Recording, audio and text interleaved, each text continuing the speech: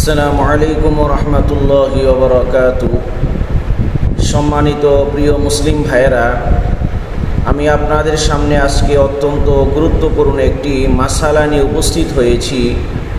বিভিন্ন জায়গায় সামাজিকভাবে এই প্রথা চালু আছে যে বিভিন্ন সময় দেখা যায়, ঈদের সময় বা কোনো অনুষ্ঠানের সময়, বিবাহের সময় যখন নববধূকে উঠিয়ে আনা হয়, তখন দেখা যায় যে নববধূ এবং বর তিনি তার শ্বশুর শাশুড়ি এবং অন্যান্য যারা মুরব্বী আছে তাদেরকে কদমবুচি করে থাকে। এই মাথা নত করে কদমবুচি করা এটা জায়েজ আছে কিনা, এটা শরীয়ত সম্মত কিনা।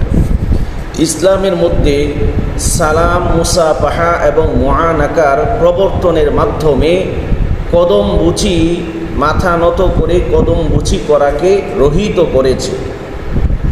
তাই কারো সামনে মাথা নত করে কদমবুচি করা ইসলামী শরীয়ত বিরোধী সংস্কৃতিরই অন্তর্ভুক্ত। মুসলমানদের জন্য এর অনুসরণ সম্পূর্ণ নিষিদ্ধ। এটার দলিল হলো ফাতোয়ায়ে হিন্দিয়া 5 নম্বর খণ্ড 369 পৃষ্ঠা এবং আদ-দুররুল মুখতার 6 নম্বর খণ্ড 383 পৃষ্ঠা।